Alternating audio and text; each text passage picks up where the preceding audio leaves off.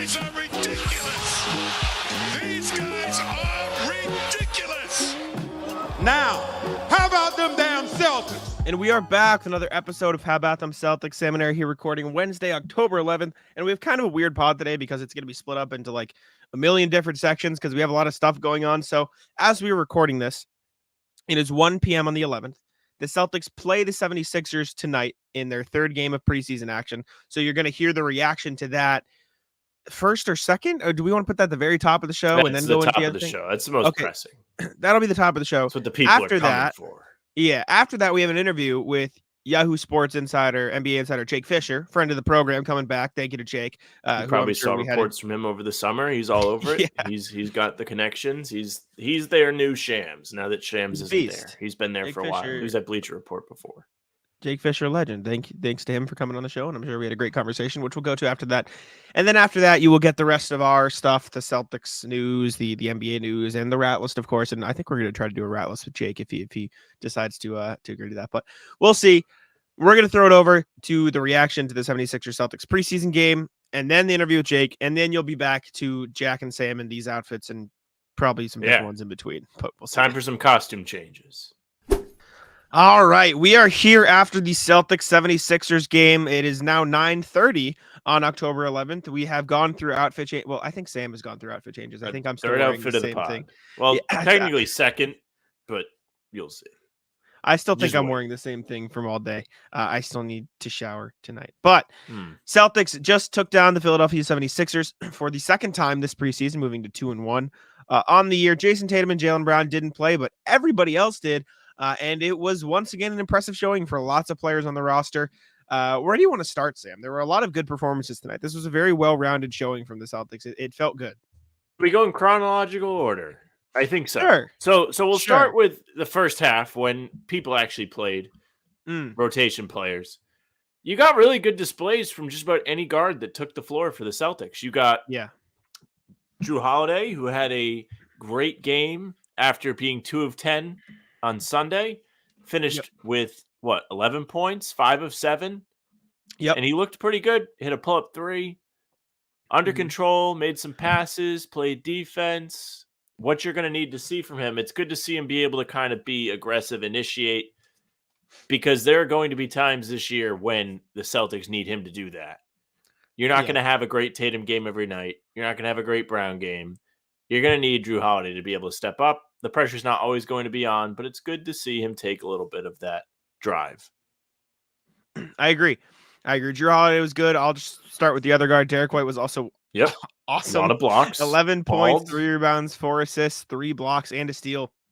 I'm considering writing an article titled "Don't Forget About Derrick White" because it feels like Jrue Holiday's here and everyone's like, oh yeah, Derrick White, cool. Derrick White is damn good. Derrick White is closer. Not top 100. You know, that shit pissed me off. We talked about that later in the show. You know, that old scout quote, "I'm closer to LeBron James than you are to me." Derrick White is closer to Jrue Holiday than he is to like any backup point guard in the NBA. You know, like Derrick White is I'm talking about the gap between Derrick White to an all-star versus Derrick White to a role player. He's closer to an all-star than a role player. People don't realize how good Derrick White is because he's so quiet and because he's so unassuming. The Celtics were ready to roll with him as the starting point guard, and he might have averaged all-star numbers in the sense of if the Celtics were really, really good, he would have gotten all-star consideration. Like he is so good. He is one of the best defensive players in the NBA, period. He is one of the best rim protectors in the NBA, period. Like, this was a great reminder of, this guy's damn good, and this was a please start Jrue and Derrick game for those two. They were damn good together. I think we've reached the point where the Celtics are playing well enough in a well-rounded fashion that it's like they better win the title. Right? 2 preseason, 3 preseason. My dad, preseason. You know, my dad at breakfast this morning goes, I don't see a reason they can't just win all 82 games. Yeah, they actually should just win every game. Even though they did lose the other day, they weren't trying. They didn't play anybody. Tonight they played half the stars and they blew them out. Blew up Philly, who didn't play anybody. Didn't play their stars. Maxey, who played a lot of the game, actually. Second half minutes for Tyrese Maxey in a game where Tatum and Brown sat. Interesting move from Nick Nurse. Not shocking, though. I think just to go on a tangent, the maxi usage in the preseason is really them being like, do we really need Harden? What's it going to be like when Harden's not here? How much can he Maxi's handle? good. Maybe that's why they're not playing Embiid, is because they Maxi's just want really to say good. cook. He cooked. I mean, he's very, very good. He put up 17 points. It was somewhat inefficient, 7-17, 2-6, but you can just see how comfortable he is on the floor. Tyrese Maxey's a really good player. Sticking with the other starters, let's go to the bigs quick. Porzingis, 11 points, 5 rebounds. Horford, 9 points, 4 rebounds. Both of them were just exactly Horford impressive. Yeah, but both of them exactly what you want it to be. Horford finishing on the drive, just off of quick passes and hitting his threes. Porzingis hitting deep threes. He didn't shoot particularly well. He only made his threes, and he didn't make anything in the lane. He did get stripped in the post a few more times than you want to see. But I think that's just PJ Tucker being a small center and him being a tall center just got under his eyesight a little bit and stripped the ball. But no problems with both of them. Both of them were solid and did what they needed to do. Meanwhile, Sam Hauser, who got the start with these guys, back question mark. You said 4 threes. It wasn't 4 or 6, but 4 threes for Sam Hauser, 15 points, 4 rebounds, 3 assists, and a steal and a block. He looked really good and impressive to me. It was the first note I made in my new notebook. Sam Hauser as a connector in those first few minutes with the starters, like he didn't make a shot for the first few minutes, but he was making the extra passes. He was driving closeouts. He was passing it out to the perimeter. Like he looked really good as just a player within the Celtics offense all night. Yeah, so Hauser had a little bit of a redemption game. Yep. I'm really happy because for whatever reason, Celtics fans think it's okay to just refer to him as Sam.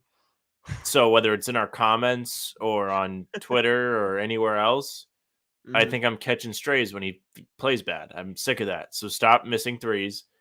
Hauser's going to be an important piece to Boston's rotation throughout the season. This is another example of him stepping up when he's given more opportunity, when he gets a start. If you go on Basketball Reference and you look at his stats from last season, you pull up the splits, when he starts, the efficiency goes up, the points per game goes up, and he is a steady shooter. Good for him. Good to see he found a little bit of rhythm. The threes are absolute moonshots when he heaves them up. So it's no surprise when they're kind of just going right through. That's kind of what the whole point of the high arc is. You know all about that. Yeah, I agree. Hauser looked good. We're going to talk Pritchard. We're going to talk Mikhailuk, but since we're going to the bench, can we just start with the title of the podcast? Because god damn, Neemias Queta looked fucking awesome against the 76ers. We made a Neemias Queta video when he came out. We made another Neemias Queta. Evidently so. We made another. First and foremost, before you continue, anybody else that tries to hop on is late. Because as soon as the signing happened, I was watching college football. I pulled up the laptop. Jack and I hopped on the call, and we were like, "This guy's a dog. Why is he not getting minutes in the NBA? What's wrong with him?" It turns out nothing. Nothing is wrong. I said it before they signed him. You did. We were on it. We were here. We're on the Neemi train. We're not getting off the Neemi train. We should start charging tickets to the Neemi train. It goes to the Celtics. Prices just went up. It goes to the Celtics to pay the payroll and keep everybody on board, so we don't have another Grant situation. No, Neemias Queta was awesome in this game against the 76ers. He only played 7 minutes, 46 seconds off the bench, which seems so low considering how impactful he was in that time. He was a plus 14 in those 7:46. To give you some context of his impact, his usage rate was through the roof, in that time too. 10 points, 3 rebounds, 2 assists, 4 from the field. If you tweet about Neemias Queta, Portuguese Twitter finds you. He's the only NBA player ever from Portugal, and rightfully so. It makes no sense that he is not on a standard NBA contract. Genuinely, he's good. He is legitimately good. And a little spoiler alert here. Half of this entire page is just Neemi in my little notebook here. It's just two Neemi things right away. Excuse me. I only write about things that I want to write about. The 2 things that I noticed. One was half Neemi. Pritchard looked really good in the pick and roll tonight, running it as a ball handler, and that's something you need from him if he's going to be a guard. Neemi in the dribble handoff game at the top of the key, you can tell he played for the Kings. He's not Sabonis, but these are the things that Sabonis does with Sacramento. Gets the ball at the top of the key, dribble handoff to De'Aaron Fox, rolls behind him, and dunk. Nemi did that like 4 fucking times and it worked every single time in this game. He had 2 alley-oops. He had another one where he grabbed a rebound and a putback. He had another one where he caught it in and put it up afterward. Like, Nemi in the pick and roll was lethal. But more importantly, Nemi running the dribble handoffs at the top of the key was just automatic offense no matter who he ran it with. It just worked. He is so big and so like good at making the right read. Like it's like a fucking read option in football. He was perfect at making the read. Kind of true. I mean, if you've ever had to defend, even in pickup, like somebody that's a bigger guy but is good, and they do that handoff shit, that is tough to fucking defend. I'll tell you that. It's Worth. That's literally shout out Worth. He's a dog. He's tough. I guard that with. Motherfucker all the time. Queta, 2 assists in short minutes. That's pretty good news. And very impressive 8 minutes from Nemi. One of those assists wasn't in the dribble handoff pick and roll. It was Nemi in the post, one hand sling pass under a defender's hand to Svi Mikhailou in the corner. Neemias Queta is not only a big body, he's not only a good rebounder, he's not only one of the best shot blockers in Utah State history, maybe the best. Thank you, Tyler Rucker of No Ceilings, for giving us that insight. He's a damn good passer. Like, listen, the Celtics love Luke Kornet. And I think Luke Kornet will get those opportunities to start the season. But don't be surprised if you see a can Neemias Queta replace Luke Kornet in the rotation video if this continues. Because it's like might record it tomorrow. He is so good. Like I was so legitimately impressed. There's some concerns like you saw in the Knicks game with fouling. He's not in the right spots always in the post, but like his potential on both ends of the court is so clear that it's baffling that the Kings let go of him. It makes no sense. You might call it excessive fouling. Others may say setting the tone. No nonsense. True. From Nemi. Again, Tyler Rucker, No Ceilings, who's quickly becoming a good friend of the pod. He goes to us. Nemi's the type of guy you throw in there and say, "Hey, go get your 5 fouls on Joel Embiid and call it a day." Yeah, sure. But it is true. Like that's a good point.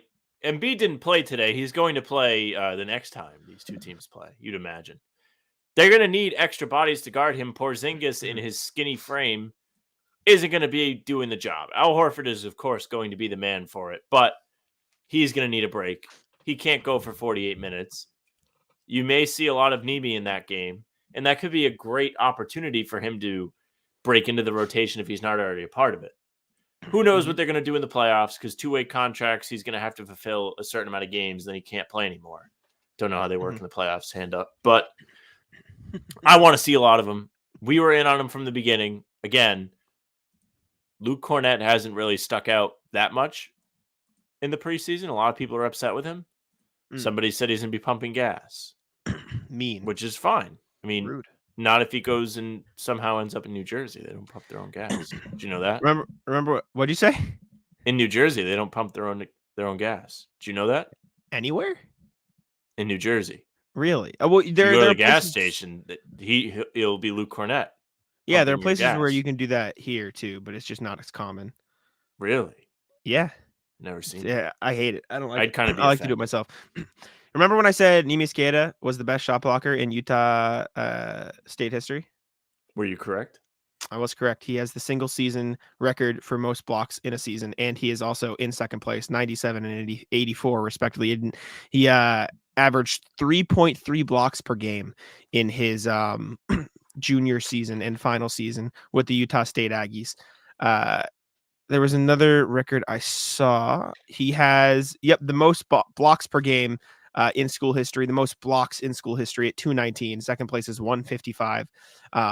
He is 10th in total rebounds.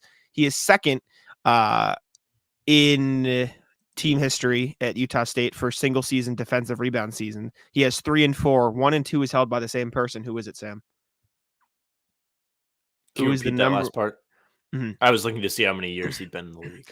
Neemias Queta has the 3rd and 4th spot on the most defensive rebounds recorded in a single season at Utah State. 1 and 2 is held by the same person. Who is it? Celtics legend. Celtics legend? Celtics legend. Taylor Funk? It is Justin Bean. Oh, Justin Bean. I should have got that. In fairness, I did get one of the other names that we know that went there. One of the two. Never played with Nemi though, because he only spent 1 year there, and Nemi was gone by the time he was there. But I was genuinely so impressed with Nemi. He is going to be dominant in Maine. And you look at I wrote about this earlier this summer. I wrote a couple things along the line. The first one was Neemias Queta is the next big man audition for the Celtics. And the other one was the Celtics are using the G League like a farm system now for role players. You look at the path Luke Kornet took. He bounced around a lot. Then he, was on 10 days, whatever. He landed in Maine. He spent time there. The Celtics liked his development, and they signed a new standard deal. Now he's in the rotation. Nemi has a chance to follow that same track. Nemi has a ton of potential on both sides of the ball. His passing is great. He's great in the pick and roll. He can handle the ball. On dribble handoff super well. He's super comfortable in those spots. If he can sort of learn how to deal with that fouling, there's no reason he can't be on a straight standard up deal. Be a tree. Yeah, can't be he should be on a standard contract in the next couple of seasons. This is preseason. Can they convert him? Mm-hmm. I know they don't have the spot technically right now, but you're allowed to just convert. Yeah, they did it with Sam Hauser a couple years ago. I know it's just preseason, but we've been high on Queta since they signed him, and we're on the train, and we started the train, and we're going to keep riding it. I am so in on Neemias. All aboard the Neemias a beast. Shout out Brendan Glasheen, who is the play-by-play guy up in Maine. He said they're going to call him Call Up Queta this season, maybe, because he's Call going Up to be Queta. You should have said nematode. Shout out Jared. I might have to let him know. But yeah, Nemi was great. As I mentioned, we're going to talk about the other guys as well. I mean, Payton Pritchard's an all-star, right? Like Payton Pritchard, he's him. He's how did guy. we get 15 minutes in? We haven't talked about Pritchard yet. The absolute dog took over in the third quarter. Flex on him, PP. Because he just continues to be scorched earth in the preseason. He's amazing. He looks like a guy that sat around all last year and was like, damn, I wish I was out there playing. I never want to see the letters DNP again. So I'm going to go out there and just punish everybody. Take my day out on him. Take my year out on him. If Horford comes off the bench, is there any... never mind, that's stupid. I was going to say, is there any way in how Pritchard runs for 6 man of the year? He's not going to get the PT for it or the touches for it. But like he's been that good, right? Yeah, it's tough with the stars. Trade value, probably all-time high. You could probably get, I don't know. That contract looks like one of the best contracts. No money matching. Yeah. That contract's amazing though. Shout out Pritchard. There's I want to talk about him more, but there's not much else to say other than he's just been fucking amazing. Like he's just it's right in the hot takes there. I was like, he's nothing. Good. He's just good. Yeah. Another guy who's just good, Svi Mykhailiuk, continues to be fucking awesome. 15 breathing points down the neck of Sam Hauser. 15 points, 6 rebounds, 2 assists, 5 of 6 in the field, 3 of 4 from 3. Super comfortable with the ball in his hands. Great on the boards, as you can see, 2 offensive rebounds of his 6. Hauser was good today too, and so it's hard to say, oh, start him over that. Like, it might be the case of Hauser 1, Svi over Brissett and Lamar Stevens at some point. Like he might be edging himself towards the top of the non-past Celtics rotation. Like Svi Mykhailiuk looks real good. Like he's just. I cannot believe this guy almost was playing overseas. Right? Through 2 preseason appearances, he just looks on another level compared to all the other guys they brought in. I suppose if you want to account Hauser's play tonight in and what we know about him from past seasons, it's kind of unfair to put Svi right over him, but he's surely making a case for himself to get real rotation minutes, like you said, to edge out those other new guys because he's just dominant. The guy hates missing. He like got all of his misses out, and that one brick he threw up on his first shot, like he missed so bad that he had no more misses left. Yeah. Svi's awesome. He's awesome. There's no bad things to say about him. O'Shea, not as good of a game. 0 for 5 from the field, 0 for 2 from 3. He did grab 6 rebounds, though. O'Shea is a killer on the glass, and that's something the Celtics have needed in past seasons, so it's cool to see some bench players doing that. Same thing for Lamar Stevens, 4 rebounds, but didn't make his shots. Same thing for Jordan Walsh. Those guys combined to shoot 0 of 11 from the field and 0 of 6 from 3. Not exactly what you want to see. Delano Banton, also not great. He was also 0 of 3, 0 of 1, so those X amount of guys shot. Minus. Yeah, Delano Banton did have a plus 15, but he was rough, and he did get yelled at by Joe Mazzulla on the sideline. Did not die for a loose ball. Joe Mazzulla subbed him out and said, get the fuck out of here, and see you later, buddy. So, I do understand the sentiment because, like, yes, you want to instill that mentality, but also nobody wants to get hurt today. The season hasn't even started. I respect it, though. Joe Mazzulla said, you guys want to mock me for not caring about defense last year? Fine. See you later. I care about defense now. Yeah, actually respect. Be better. He's like, I like new Joe. I knew this is a completely different version of Joe Mazzulla. Lamar Stevens was good. Hustled on defense just didn't make his shots. Luke Kornet was not as good as Nemi. Non-existent. Like he's fine. He's fine for what he is, and I stand by that, and he'll still be fine in the regular season. 3 assists is good too, but meh. JD Davison was also meh, 1 of 4, 0 of 2. Wenyen Gabriel was all right. He grabbed a couple, grabbed a rebound, made a couple shots. I think he finished an alley-oop, and DJ Stewart was whatever. Is he on a full contract? No, Wenyen Gabriel, like Lamar Stevens, is on an Exhibit 9. Gotcha. Mm-hmm. And then the last thing I wanted to talk about, Jrue Carter. I like Jrue Carter. I'm in on Jrue Carter. Good. He was really good. Was fine. I really enjoyed it. It was weird, but cool. And this isn't meant to be like, oh, I didn't like Gorman. Obviously, like Gorman's the fucking GOAT. Him making references as like a 26-year-old was like fun as somebody who was around the same age. Do you know what I'm saying? So that was different. Cool. And to be successful in this succession plan, you have to be different. You can't go in there and try and be Mike Gorman because everyone's gonna be like, well, you're not Mike Gorman, so you suck. You're not as good as him. But if you're yourself and you're your own younger personality, like you mentioned, it adds something different. You weren't necessarily going to get that with Grandy. I think Grandy has established himself in this market. There's no mistake. Yeah. He's a legend too. But he's more similar to Gorman than he is Jrue Carter, meaning you're not going to get as much of a difference, and there's more of a chance that people may not love him in the TV side of things. Maybe. Hot take, maybe. I like him. But I also don't like him with Scal. I'll say that. And if they want to keep Scal around, maybe Grandy and Scal does not work. Yeah. I don't know. I feel like Carter was unique. I like his voice.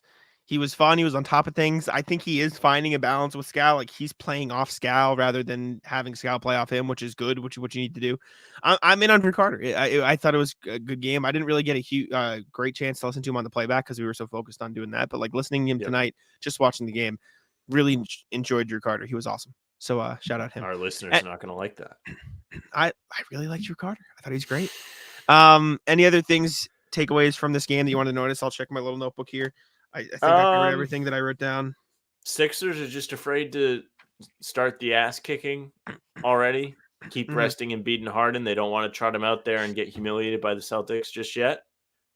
Understandable. You bring in a new coach, you want to maybe make people believe things might be different, but might not. Also, Kelly Oubre, good. Tonight, good. Yeah, he got hot real quick. Any other Sixers look good? Not that I noticed. He was hot. That was fun. Paul Reed needs to stop shooting threes. Exit. No. Just play your game, buddy. And Pat Bev time, baby. He calls the number. Good for him. All right. I think that what'd you say? Legend, Pat Bev. Yes, sir. All right. I think that about does it. Let's throw it over to now our interview with Jake Fischer. It is our pleasure to welcome in Jake Fischer of Yahoo Sports, NBA insider, senior writer for Yahoo Sports. His second time on the programming. We were joking off air. Last time we had Jake on, I think we had a different podcast name and used Skype. So, Jake, you get to see us a little bit better this time around. Thank you for joining us. How you doing today? I'm good. Thank you guys for having me. How are things your way? Good. You know, happy that basketball's back. Yeah. We're on the same page, too. Yeah. That's been the consensus. But how was your summer? A good off season? Happy basketball's back too, I presume? Yeah, summer was good. I mean, I had a lot of basketball because I went to Manila for the World Cup. So I was out there for 3 weeks. I was in Asia for 3 weeks before that. So it was a long trip. It was a good time. I'm not itching to get back into the regular season just quite yet. I'm gonna savor up these last 2 weeks because the Dame trade hanging over everything and the Harden stuff didn't make the Labor Day to October stretch as September-y as it normally feels. So other than that, yeah, we're excited to get back into the swing of things. There you go. Well, it wasn't exactly time off for you. It was less of an off season, more of an on season. But we figured we'd start with Celtics stuff because this is a Celtics podcast. Obviously, they made the trade for Jrue. They made the trade for Kristaps. But I feel like one of the things that hasn't been talked about as much, especially now that Payton Pritchard has gotten extended, Derrick White is extension eligible. I forgetting the date off the top of my head. I think it's before the season or maybe it's April. Season, but regardless, A, have you heard anything, or do you have any insight on a potential Derrick extension? And B, what are you thinking about, or what is your opinion on a potential Derrick White extension for the Celtics? Because he was really crucial to their success last year, and he will continue to be moving forward. Definitely crucial. I can't say I've heard anything specific on where those talks, if there are talks, have come up at all, to be honest. But what I can say is Derrick White is assuredly someone that the Celtics front office and coaching staff is very, very high on. I'm not necessarily sure if the starting lineup that had Jrue Holiday on the bench, for example, behind Derrick White, behind Al Horford, is like just because Jrue was getting into the swing of things. Like I think, clearly Boston traded 2 first-round picks and 2 key rotation players from last year to go get Jrue Holiday. They value him, but that's not to mean that they value Jrue Holiday more than Derrick White. That's just kind of the picture I can paint from my standpoint of just how high the Celtics are on what he can do on both sides of the floor across multiple positions and being that guard next to Jalen and Jason. Speaking of Jrue Holiday, Jack was at the introductory press conference. Brad Stevens could not stop smiling, but he couldn't talk about the contract extension talks. Do you have any idea what the number would be? Because he's getting older. And after the trade came out, there was reports that they'd kind of had like a handshake that he would get extended and be around for more than just 1 year. He has a player option, but he could leave if he wanted to at the end of the season. Have you heard anything on that front? Well, they can't legally discuss anything to this juncture. I will say the fact that Jrue Holiday is represented by a particular agent who represents several other players on the roster, that will be very beneficial synergy to getting something like that wrapped up. And look, like, let's just call a spade a spade. I don't think the Celtics would have been so willing to trade 2 second-round picks plus, veteran talent. The question marks about both Brogdon and Robert Williams from a dependability, accountability, health standpoint are out there. But like, I don't think Boston does that without some type of at least indication that it's a place and a situation that Jrue would want to be involved with long term. So I wouldn't be sitting here worried if I'm a Celtics fan that there won't be an opportunity for them to extend it beyond this season. What do you make of the whole Jrue, Derrick White out, like the whole starting lineup? Really, the Celtics have 6 starters on the roster. Yeah. I know that's corny to say at this point, but like, what do you make of that? Just your opinion. Like, what do they start? How do they roll with that? There's no way Jrue actually comes off the bench, right? Like, right? They flexed on us. Here's the thing. No matter what happens, no matter which 5 guys end up starting, someone's gonna, nick an elbow here or twist an ankle there, or they're gonna have 1 game off due to rest, or something's gonna happen where it's a new starting 5 for a couple games, and then that other player comes back and they're off the bench to start, and that starting lineup was 4-0 without that. You know what I mean? Like, it's gonna be so fluid, and I think ultimately when you get into the playoffs where these questions really matter, it's going to be so matchup dependent. And that's kind of the beauty in how the Celtics are constructed. They really do think that we've got big lineups. We could play 1 big lineup with either Al or Kristaps. We've got, they really do trust Luke Kornet to be a big innings eater through the regular season. I think the Celtics like their versatility and their ability to play small and play big. There could be an opportunity where both Derrick White and Jrue Holiday are starting, and it's those 4 guys and one of the bigs. Like, I think to sit here and predict what it's going to be, I just first broached the subject in my first mention of it just to kind of indicate this. Like, they're going to have so many options. They're not afraid to use all of them and kind of explore all those different looks, and I expect them to. Makes sense. Speaking of, the versatility, the reliance and trust in their guys, how much do you think the value they put into a guy like Payton Pritchard, who they just extended, Kornet and Sam Hauser, impacted their willingness? Our comments have been so mean. Reshape the roster. People are not pleased with Luke Kornet, by the way. They They would like to see them bring in some more center help. I don't know if Right you've heard now, the anything live about comments, I can't see. Well, no, not live. On our okay. last Don't worry. our last video, which by the way, we talked about Steve Mikhailou and Sam Hauser in our last video, and one of the comments was Luke Kornet will be pumping gas next year. Like, so it's strange. Will he be pumping gas next year? Listen, when I went, I was a radio broadcaster, play-by-play color commentator guy for WRBB 104.9 FM. If you're in the Boston area, tune in. Go Huskies.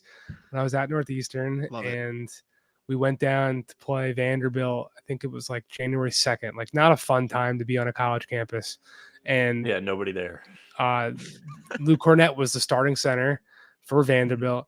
And he was the 7-foot gangly dude knocking down threes from 35 feet out. And I turned to the kid next to me who, I mean, I wasn't an NBA writer at the time, but I was definitely starting to make my way, whatever. He wasn't like in the NBA ecosystem. And I said to him, hey man, like Luke Kornet's going to be an NBA player. And he said, I think you need to figure out about having a different job if you think that. And look who was right. I mean, he might not be the premier backup center in the NBA, but I think, yeah, the Celtics are high on him from just like a spacing standpoint. And I think also like character guy type things. Sam Hauser stuff. I mean, the Celtics love Sam Hauser. Like, I don't necessarily think he's anything special compared to your average, like 6'8", 40% 3-point shooter, but there are not many 6'8", 40% 3-point shooters when you really think about it. So you got to give your flowers where your flowers are due. I don't know. With Pritchard, he's the most interesting of those three guys, just being that his contract, and maybe this is like a peek behind the curtain to like the insiderness that people expect from me. Like when an extension happens, like everyone around the league who cares about that stuff, which is a lot of people, like not the scouts so much, but you know, the cap nerds and the analytics guys and the agents, like they want to know what do you think about the deal? Who won, team or player? And you know, Pritchard's thing was a little bit interesting just because he didn't have any role last year from a player side of things that you'd want to be negotiating off of. And he's potentially going to be having exactly the role that you would want to be going into a negotiation with, but you get the deal done now. All that stuff though is like such a wide, like who knows how his season would have unfolded to go from someone who was out of the rotation basically last year to guaranteed $30 million more in your pocket. Can't really fault anyone for taking that. But I mean, I've personally been a fan of Pritchard for a little while. I don't remember exactly when it was, but I think it was sometime last season. I was in the Celtics locker room in Philly after a game, or maybe before the game. And one of their PR people I played pickup with before, and PR guy says to Pritchard, like, oh yeah, like Jake like plays decent. He's not a bad player. And I was like, trust me, I'm nothing. And Pritchard kind of like tightened up. He like clenched his fist and he was kind of like, oh yeah? Like, what's your game like? And it wasn't in any like intimidating, antagonistic kind of way. It just kind of showed like this dude is a hooper and he's confident and competitive. And I think the way he's kind of come out the last couple preseason games or the first couple preseason games, whichever way you want to look at that glass half empty, half full slate of the preseason schedule. I think like that kind of swagger he's playing with is what he's going to try to do.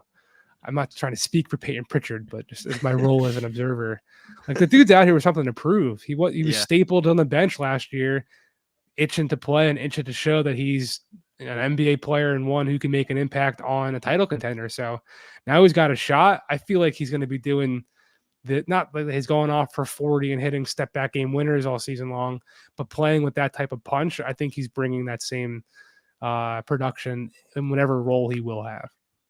He's ready to prove he's better than you. He clenched his fist when he heard you might be able to play a little bit. There's no way he's not better than me, but neither here nor there. Something to prove.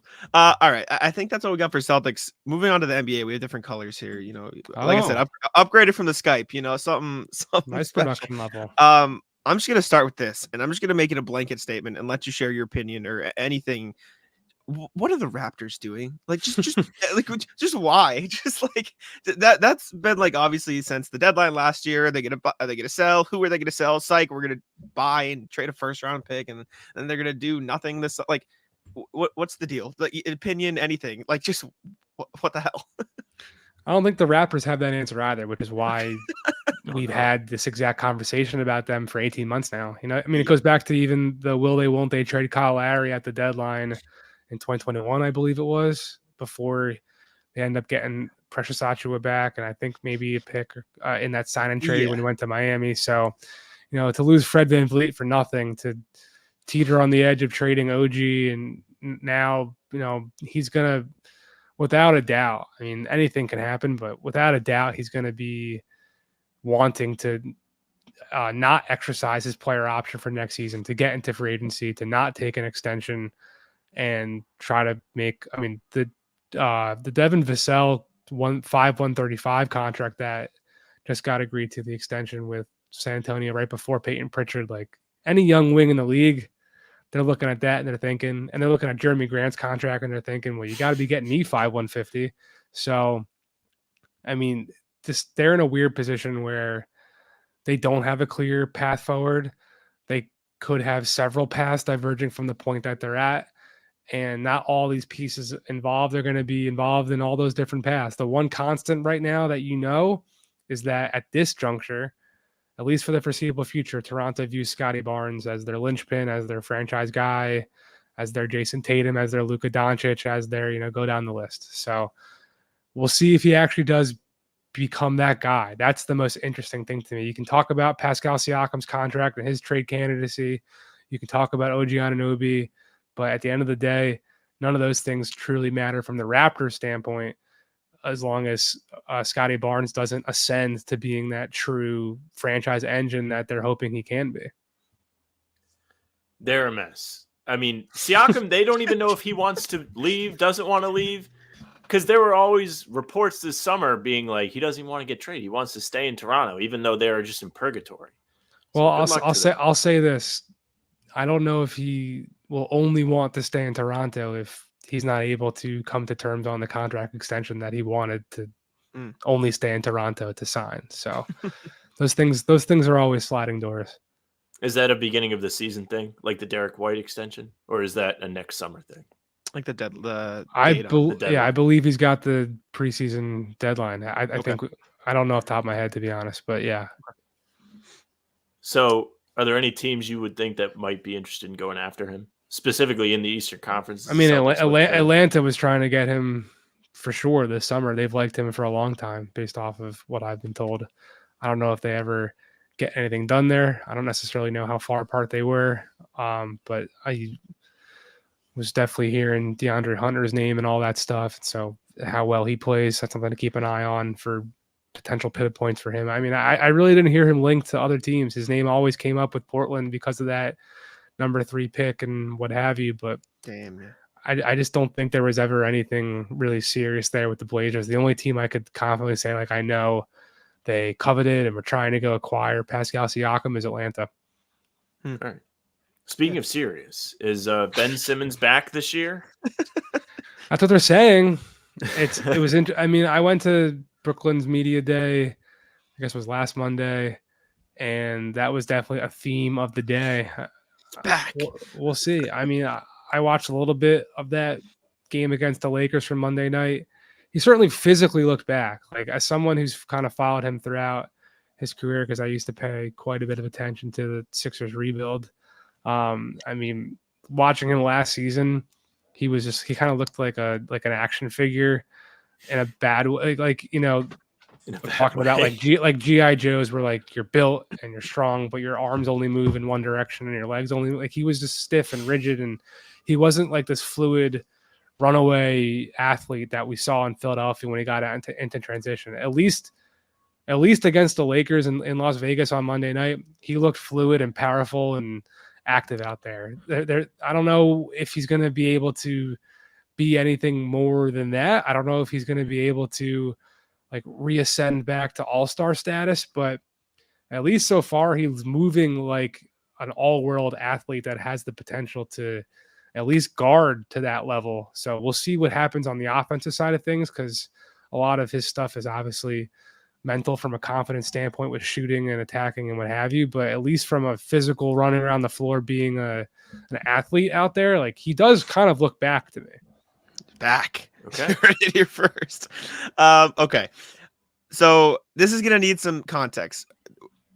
you mentioned at the start of the show that your off season hasn't really happened yet. So we're gonna give you a chance. This is I didn't say something that. fun. Well, it just you've been You didn't get basketball. much of an off-season. Yeah, you've been It's more of an You got on the season. Olympics next year too. This is true. So we do something called the rat list on all of our podcasts. Now, the context is a rat is just an annoyance. So I'll give you an example because I'll give you my rat list today. So in my town, there's an intersection that it is like it's like a trident, basically. One thing coming one way, then 3 roads coming the other way. And all 3 of the roads coming one way have a stop sign. And the other road doesn't. All of Massachusetts, I know from it's terrible. Boston high school sports for the Globe. Every roundabout is a disaster. It's terrible. So, but the people coming down the one, like the staff of the trident, effectively think there's a stop sign there. So they just stop in the middle of the intersection and like ruin the whole traffic pattern. That driver is a rat. Right. So that's the context of the rat list. So this can be just any annoyance. It can be the Dunkin' Donut worker who forgot your coffee. It can be the person in traffic who cut you off. I've got one. A rat. Perfect. Right. See this every time we mention it, the guests are like, "Yeah, I've got some anger. I've got." Everybody's ready to go. I'm not really angry. Just I was left perplexed. So I went to the eye doctor for my annual checkup yesterday, and when I'm checking in, give your insurance, give your ID. Yep. The lady sends back. I pay for my copay. Shout out Yahoo for great company benefits. And I get this form back from the lady. She says, by the way, if you do an exam to where your prescription will have to change, it's called a refraction. If you do a refraction exam here and we do give you a new prescription, it's a $75 fee. Your insurance may not cover it. So I said to her, may not. So are you saying that it may? And she said, no, it won't cover it. So I had the thought. I really did think about pressing, not in a mean way. Just, well, then why say it may? Why say it may not? Yeah. Like, why not just say it's not going to cover it? That was kind of, and like the look on her face when I clearly had caught her in the scheme. She was like, no, it won't get covered. It was almost like she was embarrassed that because it's not her task. It's not her decision. She's just working the front desk. She could have tried to make something up. Yeah. So the rat is not her. The rat is whoever puts innocent, kind ladies like her in that position to mislead eye patients. That is my rat of the day. That's a really good one. Wait, thank you. Yeah. That's exactly what the rat list is about. Sam, you have anything quick?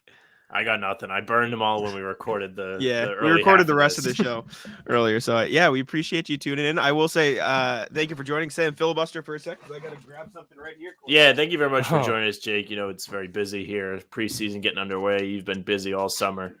You guys are making it seem like I was complaining about how much I was like hanging out in Asia and going to a cool tournament. Best moment from the trip?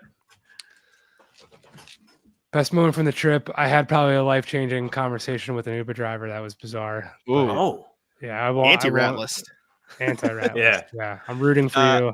I forgot the guy's name. We follow each other on Instagram. I'm rooting for you, my dear friend. There you go. Amazing.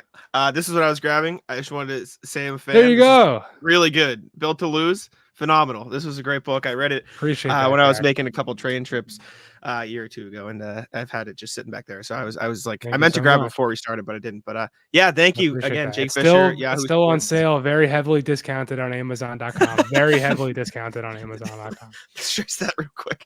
But thanks, Jake. We appreciate you joining on. Let me just pull this up quick. Jake L. Fischer on Twitter. I'm just reading the bio. Yahoo Sports, No Cap Room, Ball Don't Lie, Built to Lose, got it all there. You made my life easy because I could just read your Twitter bio. It was there. But thank you for joining us. We really appreciate it.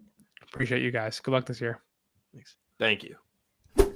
Thank you again to Jake Fischer for joining us. Thank you again to future Sam and Jack. That's weird. I was almost saying past Sam and Jack because it's going to be in the past on the show, but it's in the future now as we're recording this. We don't know where we're at. We're lost. We're in the Matrix. But thank you to Jake and thank you to everybody. Sam's and Jax's of the multiverse. We're back, this current version of ourselves, and we're going to talk about ESPN's top 100 and where the Celtics lie. And we're going to start with somebody not on the list just because it makes me angry. Derrick White not in the top 100 is probably one of the most egregious mistakes that a professional sports outlet could possibly make. Not even from a bias perspective, partially from a bias perspective, but just objectively, he's better than a lot of players on like there is no argument that can be made that Derrick White is not better than the following players: Colin Sexton, Grant Williams, Harrison Barnes, Russell Westbrook, Emmanuel Quickley, right? Like John Collins, Buddy Hield, Kyle Kuzma. Like, what are we doing? Like, these are good players. Don't get me wrong. I'm not saying these guys are terrible. Jordan Clarkson. I'm not saying these players are bad. But Derrick White was an all-defensive second-team player last year, played in all 82 games, shot 40% from three, had a great playoff run, was set to be the Celtics starting point guard, and still might be a part of their starting lineup. And we're putting Mitchell Robinson and the Celtics' seventh man in the rotation last year ahead of him? for how? For what? You know it's bad when Jack is like going against Grant.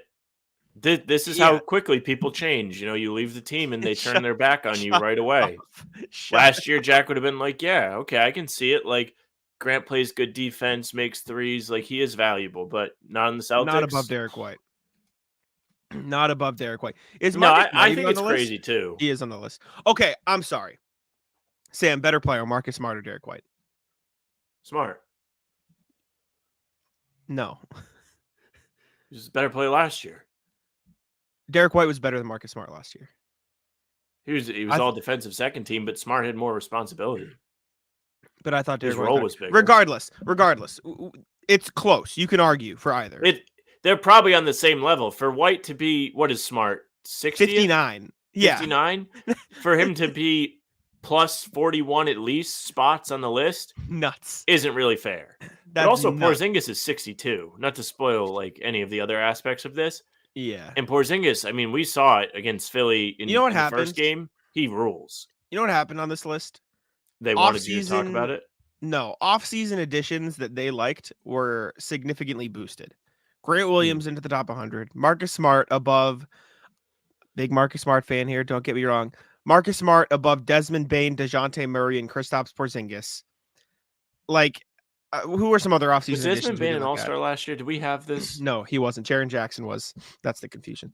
I knew there was some. Yeah, I think there is something with Desmond Bane that I was not aware of, though, that happened like that. Like Damian Lillard above Donovan Mitchell. It's because he's on the Bucks now. You know what I'm saying? Like off-season acquisitions were just bumped up on the list. Who else? What's another off-season acquisition? Even Jrue Holiday. You know, if we want to keep it unbiased. He didn't move. He literally is the same spot as last year on the list. Okay, sure. But like, there was some sort of boost that bumped up players who were acquired by teams. Like Derrick White is a better player than Grant Williams. He's a better player than Robert Williams. He's a better player than Russell Westbrook. Like, I don't understand how this list was made and Derrick White was left off. That's an egregious miscalculation. That's all I got. I think there's a lot of guys in the league that are at the same level, but I think this list is really intertwined, overlapping, or tangled. Tangled is the correct word. Because, like you said, Smart at 59 maybe isn't that egregious, but for White to not even be on the list when they're at a very similar level, White being named to all defense second team last year, Porzingis being below Smart. Like, I would say Porzingis is at least better than Marcus. Yeah. Like, I think that's fair. But I think they've just got it very disheveled, very unorganized. And part of it is to get you to talk about it, and we're taking the bait. And a lot of people wrote about it, talked about it yesterday. Grant being on the list is kind of weird. Grant is throughout his career, only been a bench role player. He hasn't even really been a starter. Yes. Even having Quickly, he's not better than Derrick White. Mitchell Robinson. Russ was borderline out of the league last year before he joined the Clippers. Now, he did have a redemption arc when he was with them in the playoffs. He played well. He was impactful again. There is hope for him in this new role with them on a team where he doesn't really have to play off the ball as much. Maybe he can be effective again. But I would still probably rather have Derrick White. I don't think that's a big question. Yeah, I agree with you. Other guys on the list, though. Kristaps Porzingis, as we briefly mentioned, is 62nd, which is a bit low for a guy who played at an all-star level. Preseason. Yeah, that's a bit odd. Jrue Holiday at 26, Jaylen Brown 19, Tatum not revealed yet. They have not revealed the top 10, but he is in the top 10 above guys like Devin Booker and Jimmy Butler. So good for Tatum. I mean, yeah, makes sense. He's not revealed yet, but any issues with any of those rankings? I think Jalen might even be a little high. I don't know exactly who he's like right above, like who's in that area. I can just tell you. Went through and quickly looked at the numbers. Jaylen Brown. But it feels like he was discounted quite a bit this summer, and then all of a sudden he all has this respect again. He is above or like better than Karl Anthony Towns. True. Tyrese Halliburton. Maybe not. I know you're very high on. Domantas Sabonis, De'Aaron Fox, Kawhi Leonard, Pascal Siakam. And then those are probably all fair for the most part. Kawhi is a tough one, just because you know, he is good when he plays, but when he doesn't play, then you know you really can't do a whole lot with him if he's just sitting there in street clothes. He's not giving you a whole lot from the bench. So Jalen has that on him. I'm not sure that Jalen's better than Halliburton. Fox is a tough one because he was the number one for that Kings team as they made that surprise run to the 3rd seed. Mm-hmm. You know, it's crazy. I guess they're all on the same level. Number 17 on this list has never been an All-Star. Jamal Murray. Crazy Jamal Murray's never been an All-Star. I mean, he's been hurt, so I get it, but Jamal Murray's going to be an All-Star this year, even if he averages 5 points. Everyone's going to be like, we owe it to him. It's going to be like the Embiid MVP. Yeah, this is the respect, our bad. Like, here you go. But he was unbelievable in the playoffs. He was ridiculously good in the playoffs. Efficient, a lot of points, a lot of assists. He was awesome. But did it all. Speaking of guys voting, let's take a look at the NBA's GM survey. They released it, this year's version. I wrote about it for Celtics blog, so we can run through some of the ranks here and the top things to note from it without having to just read through the whole thing. Let's see here. Tatum landed 3rd in the poll for MVP. Feels like he's due, but I'll say this. Through the one game that I've seen at this part of the recording, might suck. He might not even be the best player on the Celtics, never mind the MVP. So need him to get it together. But in all seriousness, for Tatum to win an MVP, he's going to have to actually be the MVP for the whole season. Yeah. Every single season of his career, we've seen him fall off a cliff or start in a hole.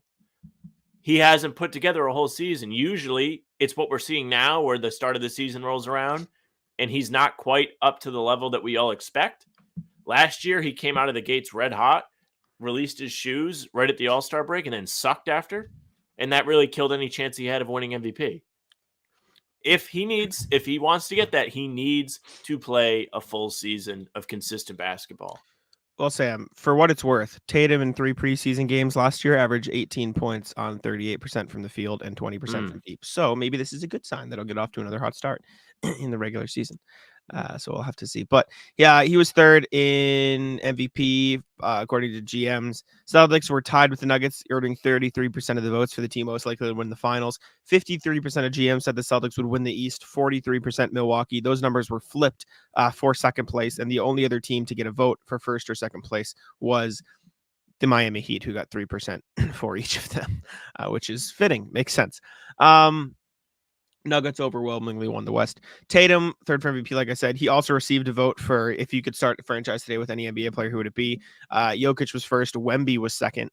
Shocker. I'm just going through quickly. Stop me if you want to talk about any, but this is factual stuff we're talking about. Tatum got a vote for the best shooting guard in the NBA, which is just like, watch the game and know that's not what he plays. Yeah, he won the vote. 47% of GMs voted him as the best small forward in the NBA, which is crazy. But it was a bit skewed because Luka kind of suffered the Tatum fate. He was 3rd as point guard, 3rd as small forward, 2nd as point guard, 3rd as shooting guard, 3rd at small forward. So Luka was just kind of spread out voting wise in terms of like where people wanted to rank him.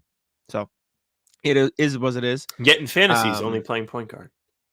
Yeah, Sam's angry. Best overall moves this offseason. Bucks and Celtics tied at 23% of votes, or top of the top there. Trailblazers and Mavericks also on the list. So there you go. Celtics helping out. Trailblazers got a lot for Dame. They did. They were after a summer of everyone being like, you have to take Tyler Hero and 2 bad draft picks. They did not, and they came out better. Which one player will make the biggest impact? Like acquisition from the summer. Dame got 47% of the vote, but Jrue Holiday got 13%, and Kristaps got 7%. So those two are getting some love there as well. Did they not watch him play on Sunday? Kristaps is the GOAT. I think this was a bit before that. So they didn't see. Most underrated acquisition, Marcus Smart, number one, 17%. Grant Williams, second place, 14%. So there you go. Jrue Holiday to Boston received a vote as well, and as did Kristaps to Boston. I feel like they're both kind of appropriately rated. Porzingis, maybe not so much, but Holiday for sure. Everyone was like, title back to being favorites after the Dame trade, and it was just Celtics all day. That's what everyone was saying. With Porzingis, it was a little bit like, well, did they get worse defensively? He can't move his feet. He's injury prone, which could be true. Who knows what's going to happen tonight? Knock on wood. But he looked great in the first game. He was moving well. He looked comfortable in quick touch situations. I thought he looked great. Could be a great fit on a really good team. Yeah, I agree. I'm excited for Porzingis. Jordan Walsh got a vote for the biggest steal of the draft based on where he was selected. He only got one, though. Cam Whitmore won it with 43%. Sure as did. Sam likes to say, the Rockets were considering him with 4, and they got him at 20. So there you go. Great job by the Rockets. Mm-hmm. Best defensive player in the NBA, Giannis won at 40%. Jrue Holiday comes in second at 13% of the vote. Marcus Smart also there at 10%, tied for third. So respect for Jrue Holiday. Best perimeter defender in the NBA, Jrue Holiday overwhelmingly took that with 50%. Tatum also got a vote. Interestingly enough, Mikal Bridges finished second in this at 13%. Did not get any votes for best defender in the NBA, though. So that's a bit odd. It is weird, isn't it? Because yeah, I believe when I looked at this, Smart isn't really even mentioned in this other than he received a vote. No, he got 10% of the vote for best defensive player and 10% for perimeter defender. Okay. Just sure. Wouldn't you think that vote would go up, though? Because the category becomes more narrow? I suppose, but I guess most of the people just, like, all the people who voted other people for best defensive player also thought Jrue Holiday is better than Marcus Smart, so they just went with him instead of Marcus. But the fact that Mikal was on perimeter but not even mentioned as the other one is a bit odd. Like Alex Caruso receiving a vote for defensive player, but then getting less than a guy who was not even listed. Like that's where it's a bit odd that he wasn't mentioned. Tatum also got a vote for best perimeter defender. Best defensive team is by far clear and away voted as the Celtics, 47% of the votes. And the Celtics were number one last year as well, 69%. So they did, I guess you can technically say their defense got worse, but we're picking straws there. Grizzlies second place at 17%. Shout out Marcus. And Triple J. Best head coach, no love for Joe. However, Joe Mazzulla did get some love for the best defensive schemes, receiving a vote there. Which is interesting because he won that. Spoelstra? Yeah, Spoelstra won best defensive schemes. Spoelstra won best in game adjustments. Spoelstra won best manager motivator. Spoelstra won best. Spoelstra was 73% of votes for best head coach. It was not close. Snubbed. Recency bias. Pop was second at how much percent? Pop was tied for third at 7%. Tyronn Lue was second. Yeah. There you go. Let's see. Best assistant coach in the NBA, Sam Cassell and Charles Lee both got 7% of the vote, tied for fourth there. Jordy Fernandez won in a landslide at 31%, and he's in Sacramento right now. Which active player will make the best head coach someday? Jrue Holiday tied for fifth at 7%. Chris Paul won at 20%. So there you go. Most interesting name on the list is Garrett Temple. Tied for second. So there, shout out Garrett Temple. Grant Williams did get a vote for that though, so maybe we'll see Grant coach and one day that'd be something. I don't think anybody would respect Grant if he was a coach. He would be like a David Blatt type. Where no, I disagree. I think he'd be. I think fans this team. No. I think fans would laugh at him. Players would respect him. Players respect Grant. Miscellaneous. Which is the most fun team to watch? Celtics got a vote there. Best home court advantage. Celtics got tied for fifth. Nuggets won in a landslide at 37%. Which I assume, I think the altitude, but they have a good arena too. Nuggets get loud. I'll give them credit. Which team will have the league's most efficient offense this season? Celtics tied for fourth at 10%. Team's level of success, toughest to predict, is the Sixers at 30%. That's fine. It is tough. You don't know what you're going to get from the Sixers. We have our little chats every once in a while. Oh, who do you think is going to finish where? It's like, well, you don't even know who's going to be on their team. Yeah. For sure. Definitely. It's not crazy to be like Embiid's going to get traded. He could get traded by the deadline. You don't know. I don't know. Probably that won't far, happen, but if I told you today it was going to happen, you'd be like, oh, yeah, all right. Yeah, I could see I it. could see a world. Jrue Holiday got a vote for best leader. Tatum got a vote for most versatile, and I believe that is it. That wraps up the survey. Any qualms? Any interesting tidbits you noticed? Yeah, when you Celtics should read it be over? higher up on that home court list. Yeah, They yeah, should be fifth. that is a bit low. Who's And above? Denver first, Warriors second, Kings third, Jazz 4. Kings third, Jazz 4. What? Yeah, I don't know. I At wonder least if the Warriors, I can kind of get it. I get the Kings. No, the Kings. I respect the Kings. Kings Well, are they're just so fair. deprived. But the Warriors, even when the Warriors weren't good yet, they had that team that upset Dirk's Mavs, and then they had all the decibel levels in the arena on the broadcast. Like, Warriors fans have always been good fans. They've just been blessed with success, so people kind of label them as hop-ons. I will say the question doesn't necessarily say best fans. It just says home court advantage. So I think Utah does have some elevation as well, just not as significant as Denver. So like maybe that's a part of it. But if it was just fans, like as much as I can dislike or root against them, like Philly also being as low as they are. Philly does have good fans. That's a bit disrespectful to Philly as well. But anyways, we can move on. Jrue Holiday spoke about Kristaps Porzingis. You put this on the sheet, so I'm going to get caught up on a message, and you're going to help me lead this quick, if you don't mind. Yeah, I believe after Sunday's game, we didn't really touch upon this, but Holiday did talk about playing alongside Kristaps, who also came to the Celtics over the summer, in case you were underneath a rock. They both debuted against the Sixers at the Garden, and when he was asked about what Kristaps is going to change within Boston's scheme and within their team, he said open space. Said Porzingis is another target, another shooter where you can't really leave him. You have to guard him. If you don't guard him, he'll do what he did tonight. Had that monster start. I think he was very efficient for 17 points. He said, I feel like driving lanes are going to be a more open space for guys like Tatum and Brown, and they're going to get to the basket a lot easier. It makes the game easier for everybody. And it's true. It's something we've talked about all summer. What is Porzingis going to be able to do? He talked about the opening play against Philly where he made the three. He was like, well, I was actually just supposed to stand in the corner and keep them honest. And that is going to make things easier for a Tatum and a Brown. And that is another reason why it was so exciting to see Tatum on Sunday, despite his poor play, make an effort to get downhill and get himself to the basket in the isolation situations rather than just taking step backs. We need to see more of that throughout the season. We mentioned him trying to win an MVP. If he's going to win an MVP, that's going to become part of it. There can't be any more settling. Your team is too good to settle at this point. If you can't get a great shot, unless the clock is running out, the ball can move, you can drive and create or use your gravity to pull in other defenders, or just make them pay at the rim, get to the free throw line. It's such a great luxury that he has. He needs to take advantage of it. I said this, we were talking before the preseason kicked off. I think I might have been on that first pregame show. And we said something like, which player will be more impactful, Jrue Holiday or Kristaps Porzingis? And I said, Jrue Holiday will be more impactful. Kristaps will change the way they play. And this is a big part of it. Like, I've been preaching this all summer, even before Kristaps was even a trade possibility. Like, you bring in Kristaps Porzingis, and it completely shifts the offensive game for the Celtics, because you not only now have all 3-point shooters on the court, but you have a guy comfortable creating for himself at levels that the other guys aren't, right? Like, you talk about the post a lot. That's huge. You look at the 3-point line. You saw the three he got the start of the game. He's 3 feet behind the line. He just sunk it, right? With his height, with his shot arc, it's so tough to guard him as it is that you look at him on that Wizards team last year, at a super efficient season because they fed him in his spots and he was able to for lack of a better word, he cooked, right? He just kind of just did what he did. You put him on a team where opponents can't just focus on him. It's not only going to open up the game for him, but it's also going to create situations where, say the Celtics are facing the Bucks in a 7-game series.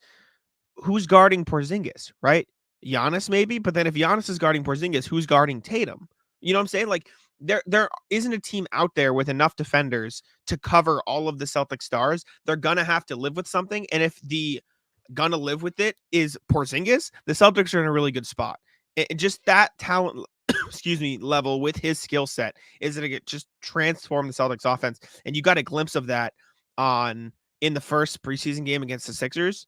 And that was even without like the Jays playing, or Brown was good, but like without Tatum playing at his full capacity. Like even Jrue Holiday. Jrue Holiday was 2 of 10. So you're going to really see some special things, I think, on offense with Porzingis and his spacing and stuff. So I'm excited for that very much. So we all saw what he was capable of. That's for sure. I'm riding high from the game still. It's Wednesday. Yes. Okay. Let's look at Jersey Gate. I did see this. I know you put in the sheet, but I do know what this is in reference to. We've briefly mentioned this. We're not sure what the Celtics City Edition jersey is going to look like. However, Greed Runs Deep, who is Celtic super fan, he's been around the team a long time, who said some mean things on Twitter to me once, but he's a nice guy, so I forgive him for it. He posted this to Twitter, and he said, Celtic City Edition jerseys, ? I don't exactly know what this is, but if I had to take a guess, this is some merch that people are selling, and it could be you know how they make like jersey, like t-shirts and sweatshirts based on the City Edition? Sweatshirts, and please give us all the money you can. Yep. So I would buy that this could be it. And if it is, I have to see the rest of the jersey. Don't hate the font. I don't hate it. I think it's simple enough where I don't mind it. I'm curious to know what you think, because I know you just hate jerseys in general. Please, for the sake of this, put the Nike bias aside and just judge it based on a jersey, not the fact that they could wear it a lot or they could do too much. Just basic, like the jersey itself. Do you like it? Like, ignore the rest of the stuff. Well, the second part of this, before we get into that, is this color. This itself is not going to be the jersey. NBA University or Jersey University Uniform Tracker, NBA Uniform Tracker, pardon me, investigated this, saw the tweet, quote tweeted it, and said, going to look into this, then followed up and said, hearing that the jersey will not be white or black, so this is likely a related item. Like you mentioned, sweatshirt, t-shirt, whatever they sell to make even more money. So I will quickly go look for it and also talk. But they mocked up a jersey. I think I saw it. Hold up. Okay. I think I saw it up here. Let me know let me know which one it is, because there were a bunch of them that I saw come through. That was it right there. Okay. Top one. Gotcha. So this is a guess of what the alternate could look like. Now, I do not hate this jersey. I don't either. Here's why. One, if they're going to have alternates, I prefer that they're not white. Just a personal preference. Two, it's kind of different, but not too different. Where if this was their regular road jersey, it would be all right, I suppose. It wouldn't. I prefer the default, the classic green, white, simple. But I was always a sucker for the St. Patrick's Day jersey when they would have the gold font. There's a touch of gold on the trim. If you're listening, the trim of this jersey has the 2 gold stripes with, what is that, a brown stripe in the middle? That's the part I don't love. I don't love the brown. Yeah, I don't know if the brown needs to be in there. Yeah, I wish it was, I'm sorry, I'm switching tabs so we can look to go to the monitor. It's a darker shade of gold, maybe. I hope it's a little more vibrant, because remember a few seasons ago when we saw a mock-up Ennis Freedom leak the jersey, and everyone was mad. Yeah, but then it looked better on screen. I hope that's what we're getting with this. This is also completely unofficial, so take this all with a huge grain of salt. But we shall see. I wonder if this could be completely unrelated. I wonder if our good friend mocked up anything. Pete Rogers, legend. I don't know. That looks fun. I didn't see anything. But no, he just said wood cop, and he said 1,000,000,000%. This got the Pete Rogers stamp of approval, so that's a great sign. He also is kind of messed up that they didn't ask him to make one. After all of the attention Pete Rogers got last year, all of the coverage, he was on the news, he was on our show, he was everywhere. Nobody reached out to him and was like, hey, you should help us design the jersey for the Celtics this year, because everybody would think that rules. Yeah. I agree. I don't hate those jerseys. Hopefully they work out, or something works out where they're not bad this year. But let's check in with our emails. I don't know how many we have. I We purposely have at least don't look. 2, I think. I don't look so I Could be can wrong. react to them live on the email. I opened up my personal email by accident. I was like, we have a lot of emails, but we don't have a lot of emails. Oh, I had a mini panic. Whoa. Yeah, exactly. All right. Let's start with RJ. Okay, he emailed us after the playback. Sorry we didn't see this because we recorded the rest of the show before. Watching the playback was amazing. Absolutely wish the Celtics had won, but even the fourth quarter was too sketchy for the summer league. Couldn't remember the fun of watching a Celtics game with the actual Celtics fans on playback. Thank you two for hosting. Brissett and Payton continue to impress. Payton looked good in the stretches. Hauser is getting passed by Svi, and even if Missoula likes continuity, well, shout out the video we just made on it. And can somebody please demonstrate why the Celtics got called for so many offensive fouls on their high screens?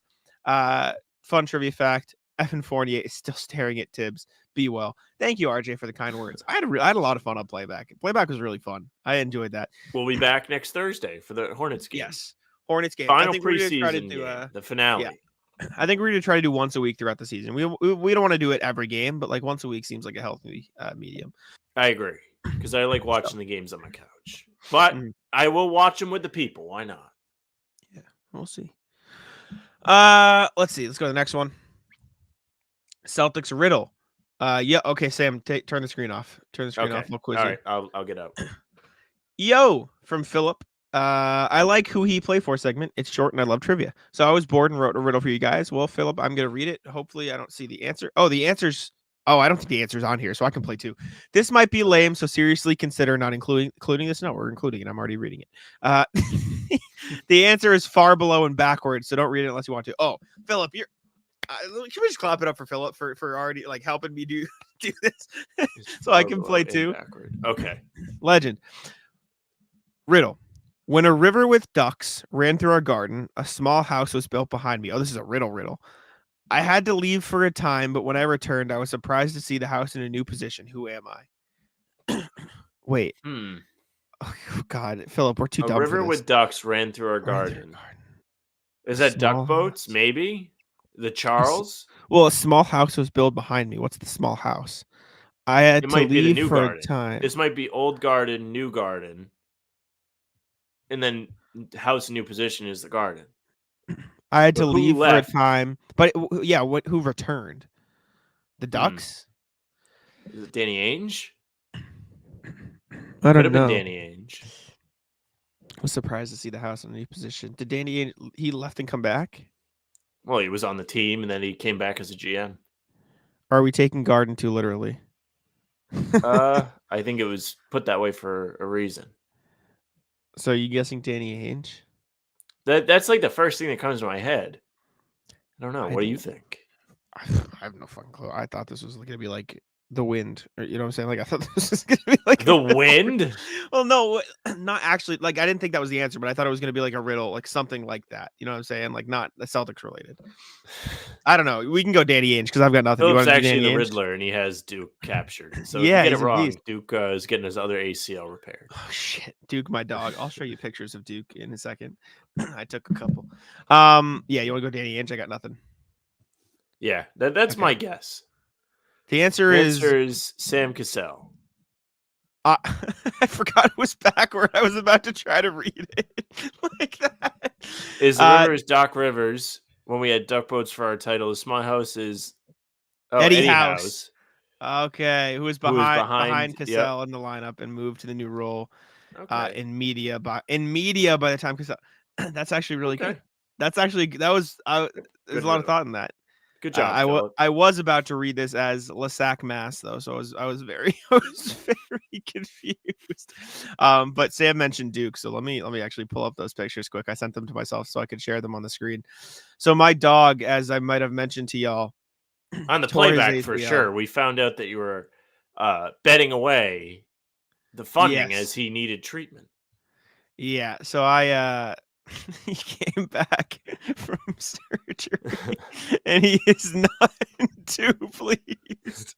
He's very angry because that looks like me when the Celtics lose. Yeah, he has to sit in this cage. This was me trying to pet him. He has to sit in this cage with the cone on for 8 weeks.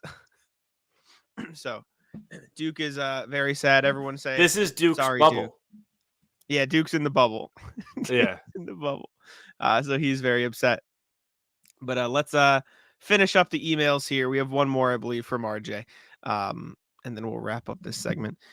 Reflections on deep bench, guys. Evening, guys. A few thoughts on Monday's game. Sam, I think, touched on it briefly during Tuesday's podcast, criticizing someone like Kornet for not suddenly putting up a double-double when he got the start, or otherwise looking more like a starter is unfair to Kornet. Even if he does pull a start in the regular season, his role would be that of a supporting player doing the things that make life easier for the stars. He's not going to be asked to be Kristaps Jr., which he was doing was he doing the things that are in his wheelhouse during his time on the floor is my question. Similarly, guys like Queta and Gabriel do have different and probably more physical downs than Luke, but committing fouls like you were ordering Duncan Munchkins doesn't fall under the heading of helping the team. If what you need are minutes, ask Noah Vonleh. True. Likewise, I think the battle for time at the backup wing will be won by the guys who can show they can play hard within their skill set and play a role as hero support. Sounds much better than sidekick. Fair. It's easy to pick on his shooting woes, but he looked in place on defense and tied for lead in rebounding. I believe that's Brissett. I don't think you mentioned her name, but probably maybe Stevens. After Wednesday's game, the team will have a better part of a week to break down film, refine some games and skills and practice, and get more accustomed with each other. I'll be curious to see how the new guys look in their rematch with the Knicks and how they've integrated what the coaching staff focuses on. Be well and see you on playback. We'll see you next Thursday for the Hornets game on playback. Yep. Yes, sir. Yeah, they'll have practice. Yeah, we'll throw links. I'll add it to the regular pod description. But Celtics do have come back from Philly, get a day off, I think, and then they have practice Friday, Saturday. So they'll be back in the gym working on stuff. And I'll be there, hopefully. So there's that. Thank you, RJ. Thank you, Philip. We appreciate y'all as always. Let's move on to the NBA portion of the programming. New Miami Heat legend, Sam, kick this off because I know it's going to make you angry. Well, kind of angry. Mm-hmm. So Miami has become notorious for finding these guys off the street that come in and end up quite simply producing for them, being killers. You've seen Gabe Vincent, somebody they found, Duncan Robinson, who was undrafted or second round draft pick. I don't remember exactly which one. Undrafted. Caleb Martin. Everybody remembers him. They wasted no time. In their preseason opener against the Charlotte Hornets, Cole Swider, Rhode Islander Cole Swider, popped off in the fourth quarter for 17 points. Wow. 5 threes, 5 of 8. He balled out. He was on the Lakers last year, or at least he was on their summer league roster. He was involved with them. I don't think he actually played, but happy to see a Rhode Islander doing well. Wish it wasn't for the Heat. They don't need any more free guys. I will say it is nice they stole him from the Lakers. That is. Yep, that's true. This is better than him being good for the Lakers. Cole Swider did play for Lakers. I think he was on a two-way with them. I knew it was something like that. It wasn't like a standard deal. I just know he played in 7 games. I'm looking at their basketball reference right now, but I'm curious to see if he was on a two-way. I will say, better Cole Swider than Justin Champagnie. That's true. Yeah, that would much better. He was on a two-way with them last year. Yeah, sorry, I was checking. I'd rather Cole Swider play well than Justin Champagnie because that would make me sad. Did Justin Champagnie get minutes so far this preseason? No idea. I'm gonna check now, just because I'm interested. Sure. But yeah, the Heat never fail to find somebody good. Cole Swider poured in 17. Justin Champagnie did not get in the game. But yeah, says a lot. Cole Swider is gonna. You just know he's going to win them a playoff game. I'll supplementary root for Cole Swider. Why not? Sure. I have to. I have no problem. From Rhode Island. Yeah, no problem. How old is Cole Swider? 26. 24, actually. Not as old as I thought. He's also 6'9". He's a tall dude. He could be their new Kevin Love. Anyways, just of course. Let's take a look at another former Celtic, other than Justin Champagnie. Daniel Tice got hit below the belt. I'm gonna pull it up right now. Dillon Brooks wasted no time getting ejected. He in his first, I believe his first preseason game with the Rockets, he got ejected for hitting none other than Daniel Tice in the nuts. It just slammed him. Down goes Tice. I bet they're gonna show world replay, champion Daniel Tice. Yeah, got his ass. Dillon Brooks, like, just I saw someone tweet, they're like, you got to respect Dillon Brooks for continuing to beat Dillon Brooks no matter how much of an asshole he is. Yeah, he's committed to the bit. There's He is. no mistake about that. I'm Number sorry. 9 for Houston. That was the most, like, he did like such a terrible job of hiding it. Like, he just swung right at him. I saw somebody look. I saw somebody in the comments of this video or a video of it be like, Tice is fucking selling it. I'm like, what do you mean he's selling it to Brooks? Got hit the balls. Yeah. My favorite Dillon Daniel Brooks punched him in Tice the nuts. video is when he gets kicked in the face. Shall we find that? Yeah, pull it up. Daniel Tice, who should bring back the blonde hair. I think the blonde hair would look very good with the Pacers uniform. With the yellow. Comes to help. Boom. Oh my God. He suffered sweet chin music from Pascal Siakam. He did get the ball after. They called the foul on Siakam. I was ready for this foul on Tice. Oh, man. Poor Tice. Can't catch a break. Last NBA thing before who he play for. The Mavericks are frauds. I tweeted this yesterday. So Fraud there were watch. 3 NBA teams on Tuesday who were set to take on teams that were non-NBA teams. Washington and Portland both took care of business, beating the piss out of their opponents. I believe they won by like a combined 140 points or something like that. The Mavericks couldn't get the job done against Real Madrid. Mhm. Tough. This is a bad start for Grant Williams in Dallas. Yeah. 2 Very of tough. 7 in that first Mhm. game. Terrible. Then he loses to Real Madrid. What's happening? Mm-hmm. He shot 3 of 5. He's and 2 of above 4 Derrick in their White? game. He had 9 rebounds and 4 assists though. He had like a Draymond stat line, low key. But the subplot of this is a couple former Celtics did the job. Vincent Poirier, 19 and 10 off the bench. Vincent Poirier had 6 blocks against the Mavericks. Bring him back. Gershon Yabusele as well. I want to see if we can find the highlights of that. Sorry, Vincent Poirier, 6 blocks. I need to see the blocks. But I don't know if we're gonna get to see it. Mavs. What do I even look up? Mavs. Real Mavs Madrid. lose to If I Real can't find it Madrid. in a second, then okay, hold up. I've got. Poirier this was is not like- very good. This is 10 minutes of highlights. I don't know if that's worth it. But just know that Vincent Poirier. Oh, we can't see the blocks. We can only see the points. Abandon. I'm abandoning the Abandon search ship. for highlights. Yeah. But they beat their ass. All right, Sam. Shall we play some who he play for? Yes. Okay. Still I trying don't to have- learn. I don't have a full list, but every time I do this, I just go to the free agents signed page on Spot Track, and I just go from there. So bear with Okay. me; it's not going to be All as right. snap, but It's good. The I people do get have to stuff. learn about transactions they might not have heard about. I'll give you a little layup. We'll All start right. something easy. Joe Ingles, who you play for? Joe Ingles, Orlando. Yes, that is correct. Joe Ingles is in Orlando. Signed him to a pretty hefty, relatively deal. Yeah, he makes like 11 signed- million. Yeah, 2 years, 11 mil a season, 22 total. It's a pretty good contract. All right, Keita Bates Diop, who he play for? He was on the Ooh. Spurs Correct. and he went to the Suns. Also correct. There you go. He was Okay. a Celtics target. Was he? At one point, it was rumored. It was rumored that they were interested in. We I talked. wouldn't have hated that. He's a solid player. I wouldn't have hated that. Let's see.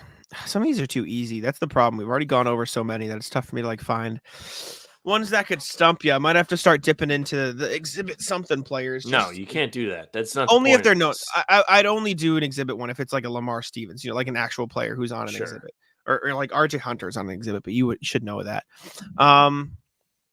Oh God, this is tough. I've already I just was about to ask you Darius Baisley, but I've already asked you Darius Baisley. Okay, Chimizi Metu. Hit me. Do we know Oh man, who he played for? Ooh, did I get you? did he also go to the Suns? He did also go to the Suns. Yeah. Yeah, that's why I was hesitating. Okay, that's 3. Derrick Jones Jr., who he play for? Is he in Chicago still, or did he move? He He moved. moved. Okay. We're back. I got you. We're back. I got his ass. Let's go. Where the hell did he go? I don't know. I have no guess. Really? Okay. He went to Dallas. Am I going to be upset? No, he went to Dallas. He's in it with the Mavs. Oh, I do remember that actually, but Yeah. I blanked. I had no idea. He did go to Dallas. All right, last one. And if it's too easy, we'll do one more. Kenyon Martin Jr., who he played for. Is this too easy? Do we know this? Did he leave Houston? He did leave Houston. I'm glad I got you again. Okay. Did he go to the Pacers? No, he did not. Oh my gosh, where did he Obi go? Toppin, you're thinking of. He got traded. It wasn't a signing. He got traded. Okay, he got traded. He was on the Rockets. I think it was just for seconds. There were no other players involved. I think it was just like I don't know. Who did he get traded to? he's on the Clippers. He's in LA. Really? Yeah, I would not have got that. Okay. I'm glad. Okay, that was good who you play for. We got Sam a little bit. I was panicking because I didn't have anything. I was struggling to find them. No, those are good ones But- because like Good. those are legitimate rotation players that I literally have no idea that they even changed teams.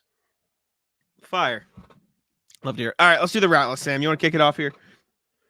Yeah. So rat list people at the gym that kind of don't recognize personal space.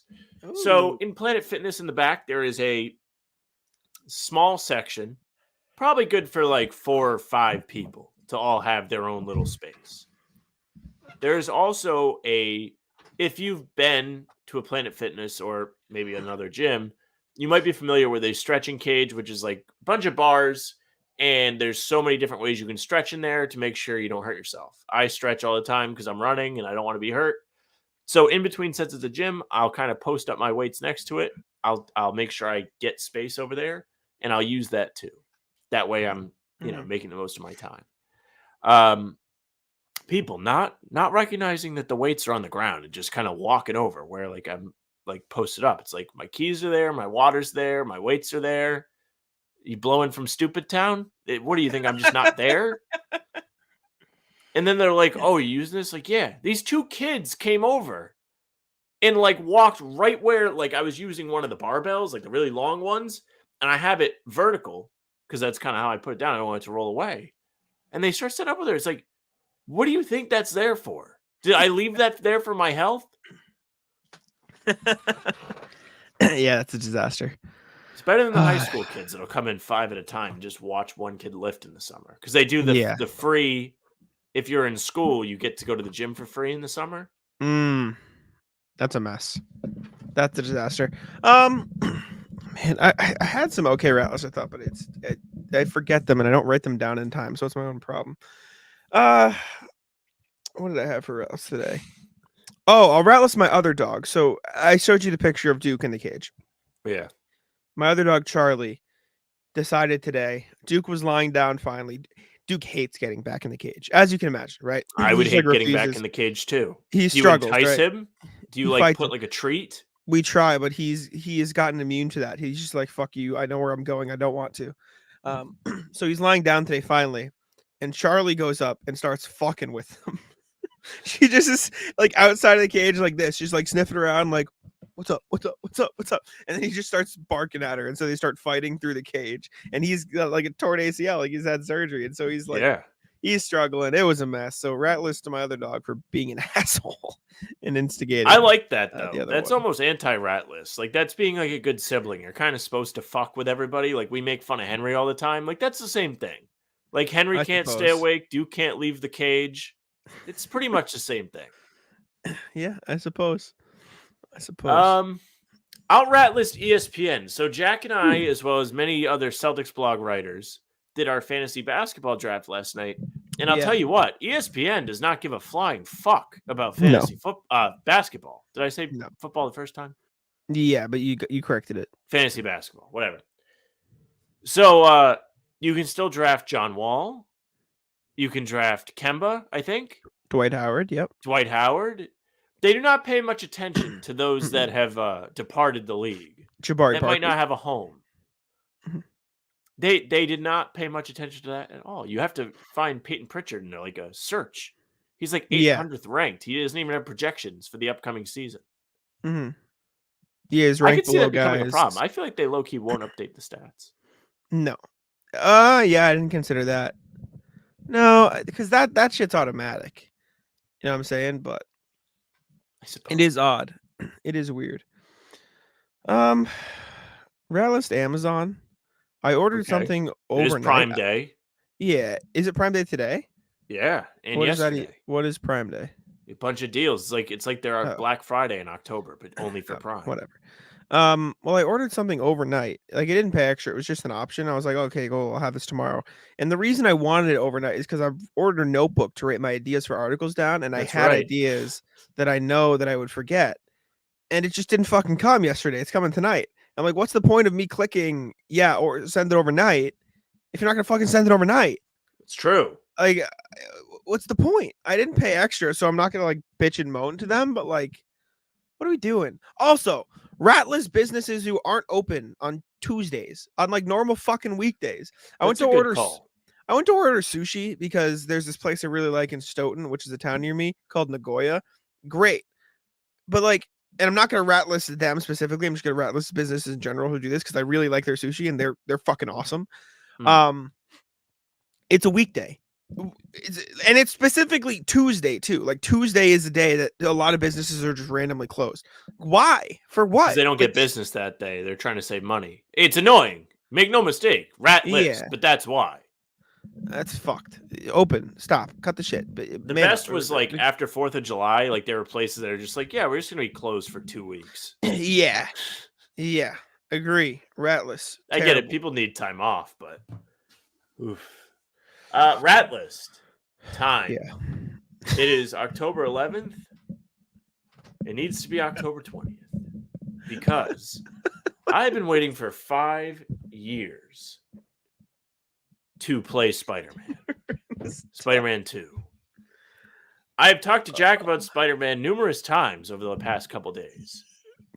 One of the first facts I knew about Sam was how much he liked Spider-Man, and he pulled up all the DVDs. I love Spider-Man. I'm going to pull it right now. Do you have the DVDs still? I got my 3 DVDs right here. I've never taken them out of the box because I actually just don't use Blu-ray. But unedited, you got the Blu-ray collection. You got the little pictures. These are original Spider-Man movies. I mean, great films. Fantastic. This is like when your little brother shows you his really cool Lego set that he's like super proud of. It's like, it's guys, no, I look at it. It's like I'm like a weirdo for Spider-Man. I get pumped for all of it. So literally took the day out of work. The last time Spider-Man came out, the first one came out in 2018. How the times have changed.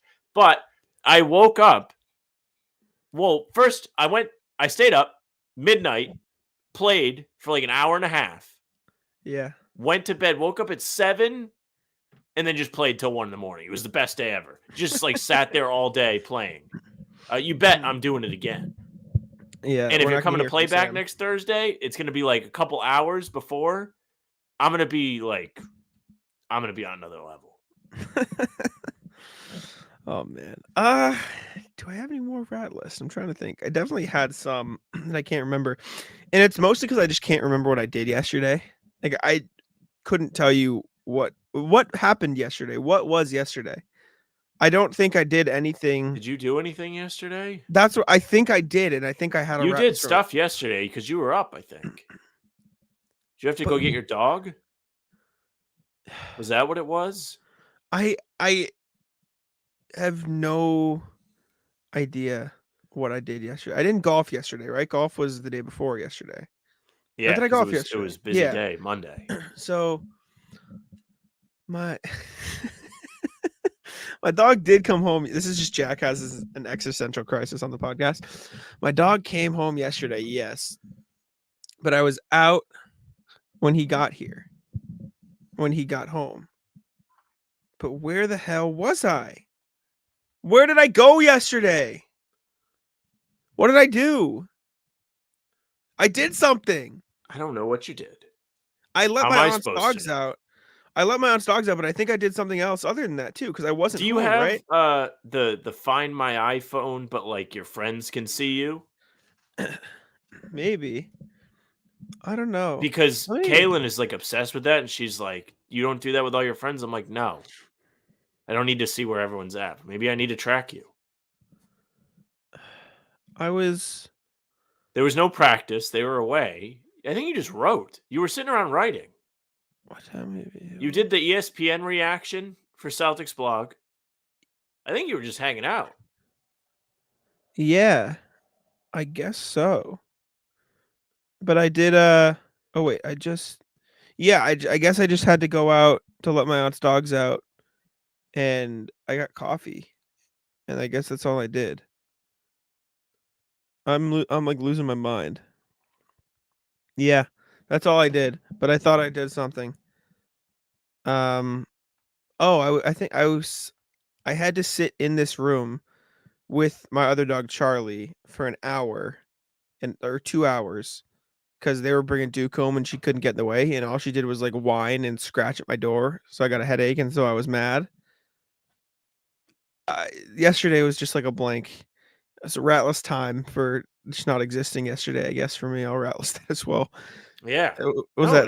Time is brutal, man. Was that just a 5-minute existential crisis for me where I just sat here and like complained about I wouldn't say it's existential crisis. I just think it's just not paying attention. Yeah. You clicked yesterday, like the movie Click when he just fast forwards everything. Have you seen that movie? No, but I know I have. You haven't seen Click? I've seen clips. Oh my god! I don't watch movies, dude. What do you want? Yeah, but that movie came out when we were like kids. Like nobody just sat you down and like you watched it. Mm-mm. Oh no, man. It's Adam Sandler, right? It is. I know who it is, and I've seen QB Halloween. I haven't seen nothing. I haven't seen that either. That's all I got, though. You got anything else? This is gonna be a long episode as it is because we got. We got to brainstorm rat list for Jake Fisher if we're gonna have him do the rat list. You should have made me save something. Don't worry, I'm sure there's something we'll get mad at between now and whenever we're recording. All right. Well, thank y'all for tuning in. We appreciate it. Thanks for. I mean, hopefully, us getting lost on the pod is entertaining. Thank you all for listening and tuning in. We appreciate you. Make sure to subscribe to How About Them Celtics. We hit 1,500 subscribers on the channel. So thank y'all for that. We appreciate it. Check us out on Apple and Spotify. Leave us 5 stars and a review there. And leave a comment. That's my favorite part. Subscribe to Playback. I'll let Sam take it out. Yeah, thank you very much for listening or watching. If you're watching, make sure you subscribe to whatever channel you're watching on. If you're on ours, make sure you hit the notification bell so you don't miss any daily uploads. We're putting them out, pumping them out. If there's breaking news, we have that covered too, so you don't want to miss any of it. You can find us on Spotify and Apple as well. You can leave us a follow there, nice 5-star review, say something nice. And you're always welcome to head over to the YouTube comments and air your grievances too. We had that one guy be like, I listen on Spotify every day. That guy rules. Be like him. Beast. Respect.